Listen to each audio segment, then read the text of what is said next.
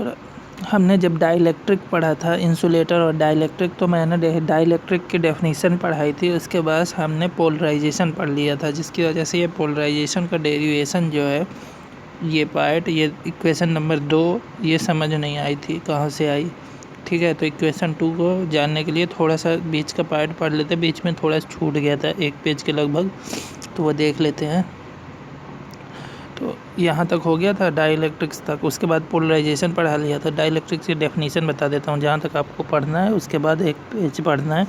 पीछे लेक्चर हो चुका है, लेकिन थोड़ा सा बीच का पार्ट 1 पेज का छूटा है, वो मैं बता देता हूँ। ठीक है। If the main function of non conducting material is storage of charge, the material is known as dielectric. ये होता है डाइलेक्ट्रिक। ठीक है, यहाँ तक पढ़ा दिया मैंने। इसके जस्ट बाद आपको क्या करना है कि इसके बाद इस पेज को पढ़ना है, जो कि है डाइलेक्ट्रिक कांस्टेंट। ये हेडिंग है, डाइलेक्ट्रिक कांस्टेंट पढ़ना है। डाइलेक्ट्रिक कांस्टेंट क्या होता है कि हम कैपेसिटर प्लेट लेते हैं, एक में पॉजिटिव चार्ज होता है, एक में निगेटिव होता है। ठीक है, इसके बीच में हम डाइलेक्ट्रिक बढ़ते हैं, डाइलेक्ट्रिक्स। ठीक है, या तो ये एयर होता है, या तो फिर ये कोई मटेरियल होगा, या तो फिर वैक्यूम होगा। अब अगर हम ये अज्यूम कर लें कि वैक्यूम फील्ड है बिटवीन कैपेसिटर प्लेट, तो डाइलेक्ट्रिक कांस्टेंट C0 जो होता है वो होता है ε0 A/d, जहाँ पे A जो है वो एरिया ऑफ प्लेट है, D जो है वो डिस्टेंस बिटवीन द प्लेट है। जैसे कि एक प्लेट यहाँ पे है, एक प्लेट यहाँ पे, तो ये जो बीच की डिस्टेंस है इसको D बोलते हैं। ठीक है, ε0 क्या है, ये परमिटिविटी ऑफ फ्री स्पेस या फिर वैक्यूम बोलते हैं, उसकी परमिटिविटी है। इसकी वैल्यू 8.854 × 10⁻12 फैरड पर मीटर होती है। ठीक है, अब हम देखते हैं कि कोई मटेरियल भरा है बीच में, जो पहले वैक्यूम एज्यूम कर लिया था। अब सोचते हैं, सपोज करते हैं कि now suppose that dielectric material is filled between the capacitor plate. तो डाइलेक्ट्रिक मटेरियल जब भरा है तो C कैपेसिटेंस जो होता है वो होता है ε0 × εr × A/d। यहाँ पे ε A/d, ε0 × εr को एप्सिलॉन बस बोल देते हैं। ठीक है, तो εr जो होगा वो C/C0 होगा। C0 क्या है, वैक्यूम की डाइलेक्ट्रिक कांस्टेंट है, और C जो है वो जब मटेरियल है तब है। उसी को हम बोलते हैं ε/ε0, ε/ε0r। εr = ε/ε0। ठीक है, ये εr जो होता है वो रिलेटिव परमिटिविटी या फिर रिलेटिव डाइलेक्ट्रिक कांस्टेंट होता है। तो यहाँ से एप्सिलॉन बराबर ε × ε0, जो कि परमिटिविटी और डाइलेक्ट्रिक कांस्टेंट ऑफ मटेरियल निकल के आता है। ठीक है, और ये D = ε/r × ε0 × E इसी को हम गॉस लॉ बोलते हैं। D = ε/r × ε0 × E। इस ε/r × ε0 की जगह में एप्सिलॉन भी रख सकते हैं। ठीक है, तो ये होता है गॉस लॉ।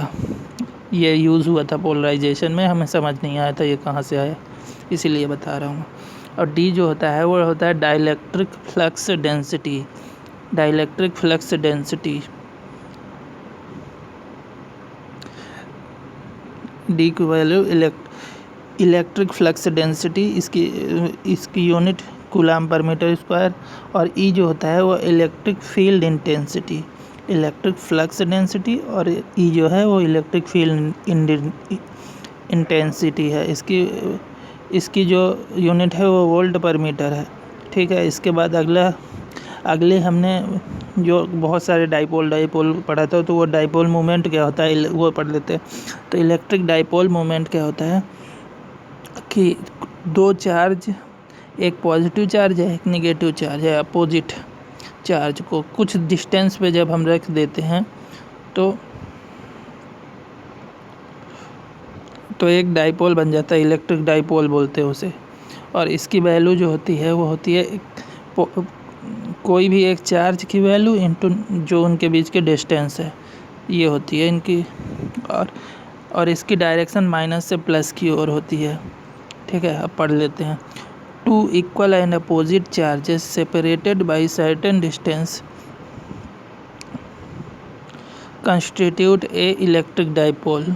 ठीक है, इक्वल होने चाहिए, अपोजिट होने चाहिए, अगर सर्टेन डिस्टेंस पे हैं तो वो एक डाइपोल बनाएंगे। पी को, इसे पी से रिप्रेजेंट करते हैं इलेक्ट्रिक डाइपोल को, और इलेक्ट्रिक डाइपोल मोमेंट जो होता है वो P is equal to Q into D होता है। डी जो है वो डिस्टेंस है और क्यू चार्ज है। It is vector quantity and vector direction is assumed from negative charge to positive charge, मतलब नेगेटिव चार्ज से पॉजिटिव चार्ज की ओर इसकी डायरेक्शन एज्यूम करते हैं। अब इसके बाद क्या है कि इसकी जो यूनिट होती है, यहाँ से मैंने पढ़ा दिया था आपको, इसकी यूनिट जो होती है वो कूलाम मीटर और डेबी होती है। एक डेबी बराबर 3.33 इंटू 10⁻30 कूलाम मीटर होता है। ठीक है, अब इसके बाद पोलराइजेशन मैंने पढ़ा चुके हैं, तो ये इलेक्ट्रिकल प्रॉपर्टी ख़त्म हो गई थी, ये पार्ट रह गया था तो वो मैंने बता दिया। अब हम पढ़ेंगे मैग्नेटिक प्रॉपर्टीज़ ऑफ मटेरियल। ठीक है,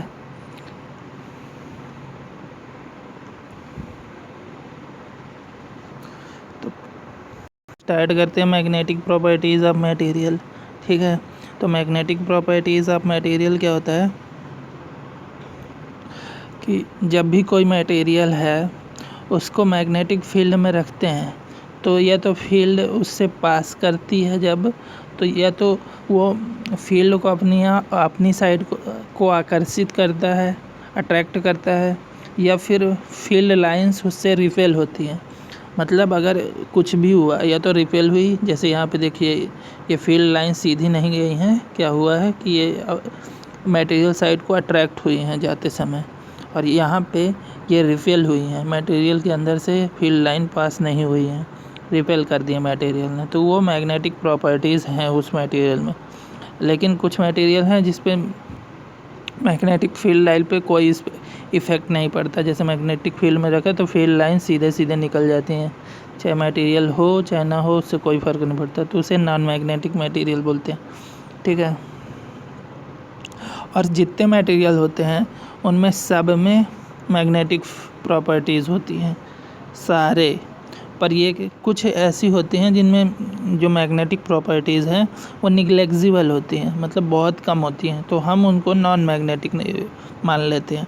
पर परफेक्ट नॉन मैग्नेटिक जो होता है वो कुछ परफेक्टली जो नॉन मैग्नेटिक होता है वो सिर्फ़ और सिर्फ वैक्यूम होता है। मटेरियल जो होते हैं वो मैग्नेटिक होते हैं पर उनका इफ़ेक्ट कुछ का इतना कम होता है कि उनको हम नॉन मैग्नेटिक मान लेते हैं। अब एक बार पढ़ लेते हैं जो लिखा है। A material which get magnetized due to application of magnetic field are known as magnetic material. All materials show some magnetic effect. They substance the effect are so weak that the material often considered to be non-magnetic. However, vacuum is only a non-magnetic material. जो बताया था वही है ना, बस। अब चलते हैं परमिटिविटी, अगली हेडिंग है परमिटिविटी। परमिटिविटी क्या होती है? बी जो है, बी मैग्नेटिक फ्लक्स डेंसिटी होती है, जैसे वहाँ पे डी था इलेक्ट्रिक फ्लक्स डेंसिटी, वैसे ये थ्योरी पैरेलल चलेगी, जैसे सिमिलरली है, बस थोड़ा थोड़ा अंतर है। जैसे इलेक्ट्रिक फील्ड थी उससे रिलेटेड टर्म से, वैसे ही यहाँ पे भी है मैग्नेटिक फील्ड से रिलेटेड टर्म, और सिमिलर वैसे ही चलेगा सब, ससेप्टिबिलिटी वैसे जहाँ तक चलेगी, पर थोड़ी थोड़ी देखना है, डेरिवेशन भी वैसे ही है, आसान है वैसे ही इलेक्ट्रिकल की तरह ही। तो बी जो है परमिटिविटी, बी जो था वो मैग्नेटिक फ्लक्स डेंसिटी थी इस डी की तरह। डी जो था वो इलेक्ट्रिक फ्लक्स डेंसिटी था, और यहाँ बी मैग्नेटिक फ्लक्स डेंसिटी है। वेबर पर, डब्ल्यू बी मतलब वेबर है, वेबर पर मीटर स्क्वायर या फिर टेस्ला इसकी यूनिट होती है। और एच जो है वो मैग्नेटिक फील्ड इंटेंसिटी, वहाँ इलेक्ट्रिक फील्ड इंटेंसिटी ई था, तो इसकी यूनिट एम्पियर मीटर होता है। ठीक है, तो बी इज इक्वल टू यहाँ पे mu are into mu naught into H होता है। वहाँ पे जब हमने निकाला था तो डी इज इक्वल टू क्या था, epsilon naught into epsilon are into E था। सिमिलरली यहाँ पे भी B magnetic flux density is equal to निकाला सिमिलरली। ठीक है, आप सिमिलरली हर बार नहीं बताएंगे, तो आप समझ जाइएगा, क्योंकि वैसे ही है सब। अब वहाँ पे देखिए म्यू नॉट क्या था, वहाँ पे जो था एप्सिलॉन नॉट था, यहाँ पे म्यू नॉट है, परमिएबिलिटी ऑफ फ्री स्पेस और वैक्यूम।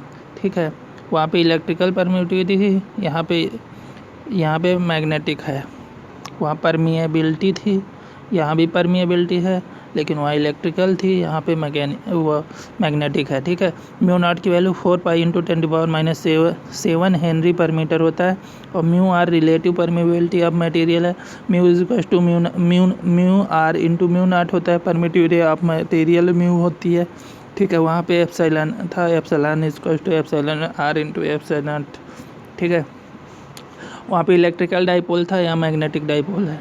मैग्नेटिक डाइपोल मोमेंट जो है वो क्या होता है कि कोई भी जब चार्ज किसी प्लेन में रिवॉल्व करता है तो स्पिन करता है, तो वो एक मैग्नेटिक डाइपोल मतलब बनाता है, जिसकी जो डायरेक्शन होती है वो परपेंडिकुलर टू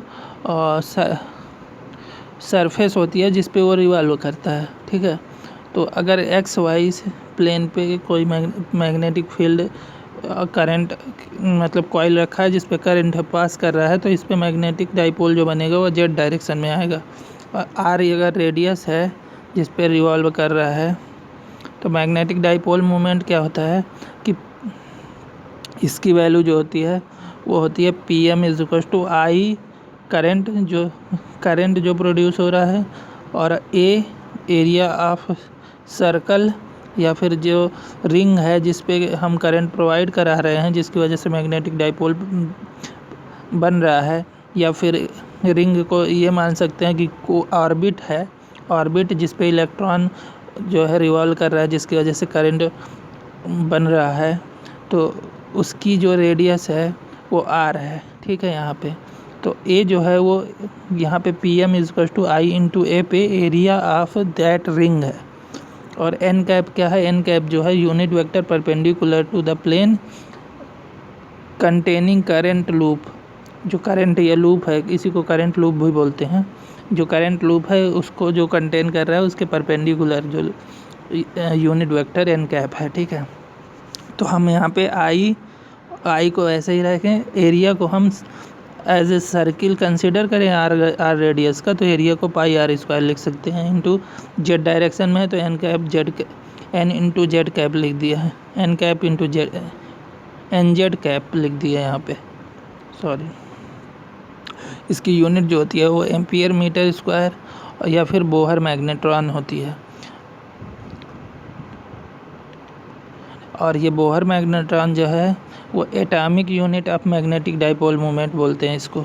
ठीक है, और वन बोहर मैग्नेट्रॉन जो होता है बीएम से रिप्रेजेंट करेंगे इसे, बीएम से होता है 19.27 into 10⁻⁻24 ampere metre square. Bohr magnetron की वैल्यू होती है एम्पियर मीटर स्क्वायर के टर्म में।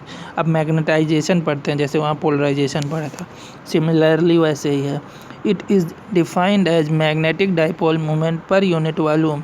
M is equal to magnetic dipole moment upon volume. ठीक है, इसे मैग्नेटाइजेशन हो गया। एन जो है, N is equal to number of magnetic dipoles per metre cube. जैसे 1 मीटर क्यूब में जितने डाइपोल बनेंगे उसकी नंबर है। जैसे यहाँ पे 1 मीटर क्यूब में हमने कह दिया 12 बने, तो एन जो होगा वो 1 मीटर क्यूब में बनने वाले डाइपोलों की संख्या है। और पीएम जो है वो यही है मैग्नेटिक डाइपोल। पीएम जो है magnetic dipole moment of each dipole, जितने भी डाइपोल बने उनका मैग्नेटिक डाइपोल मोमेंट है, जैसे वहाँ इलेक्ट्रिकल डाइपोल मोमेंट बन रहा था। तो M is equal to N into P M. ठीक है, और यूनिट जो है इसकी वो होती है एम्पियर मीटर, इसकी यूनिट है। ठीक है, अब इसके बाद total magnetic flux density in magnetic material is due to total magnetic flux density, जैसे इलेक्ट्रिकल फ्लक्स डेंसिटी निकाली थी हमने, तो वो एक तो अप्लाइड मैग्नेटिक फील्ड की वजह से हो जाएगी और एक मैग्नेटाइजेशन की वजह से हो जाएगी। सिमिलरली चल रहा है सब कुछ, जैसे वहाँ पे था पैरेलल में, वैसे ही सिमिलरली यहाँ पे B इज इक्वल टू क्या होगा, mu naught H plus M हो जाएगा, और एक हम B is equal to mu naught mu are into H, ये हम पढ़ चुके हैं गॉस लॉ। तो अब क्या करेंगे कि इक्वेशन 1 और 2 को हमने इक्वेट किया, तो mu naught H plus M और यहाँ पे mu are into mu naught into H, तो यहाँ से M निकाला तो म्यू आर माइनस 1 इस इंटू H, तो M is equal to chi M into H, chi M is equal to mu R minus 1, magnetic susceptibility of material हो गई काई M। अब अगर काई M की वैल्यू पॉजिटिव है तो material attract by the magnetic field होगा, मतलब मैग्नेटिक फील्ड की साइड मटेरियल जो है वो अट्रैक्ट होगा। अगर निगेटिव है तो material will repelled away from the magnetic field, material जो है वो रिपेल कर देगा मैग्नेटिक फील्ड को, या फिर मटेरियल को मैग्नेटिक फील्ड रिपेल कर देगी। अब अगला पॉइंट है कि परमानेंट मैग्नेटिक डाइपोल मूवमेंट जो है वो बनता कैसे है। तो origin of permanent magnetic dipole movement, तो angular movement of charge contribute to permanent magnetic dipole movement, मतलब जो एंगुलर मूवमेंट, चार्ज का एंगुलर मूवमेंट होता है ना, चार्ज का, उसकी वजह से बनता है। These are three contributions, there are three contribution of angular movement of charge in an atom। 3 contribution होता है। एक तो इलेक्ट्रॉन जो है, orbital electron angular movement, electron जो है वो अपने ऑर्बिट पे घूमता है इसकी वजह से, और इलेक्ट्रॉन स्पिन करता है एंगुलर मूवमेंट, मतलब अपना खुद वो अपने सेंटर के अबाउट घूमता है उसकी वजह से। और न्यूक्लियर स्पिन एंगुलर मूवमेंट, जो न्यूक्लियर होता है वो अपनी एंगुलर मतलब स्पिन करता है अपने सेंटर के अबाउट। एक ये न्यूक्लियर हो गया, न्यूक्लियस हो गया, ये इलेक्ट्रॉन हो गया। कोस पे इलेक्ट्रॉन जो स्पिन करता है, मतलब इलेक्ट्रॉन जो है वो न्यूक्लियस के चक्कर लगाता है उसकी वजह से हो गया। दूसरा एक इलेक्ट्रॉन अपने सेंटर ऑफ मास के अबाउट चक्कर लगाता है उसकी वजह से हो गया। तीसरा एक न्यूक्लियस अपने सेंटर ऑफ मास के अबाउट चक्कर लगाता है उसकी वजह से हो गया। तो ये तीन जो रीजन होते हैं उसकी वजह से परमानेंट मैग्नेटिक डाइपोल मूवमेंट बनता है। तो magnetic properties of material are mainly affected by electron spin angular momentum, जो इलेक्ट्रॉन अपने सेंटर के अबाउट स्पिन करता है उससे मेनली मैग्नेटिक प्रॉपर्टी जो होती हैं मटेरियल की वो इफेक्टेड होती हैं। तो हम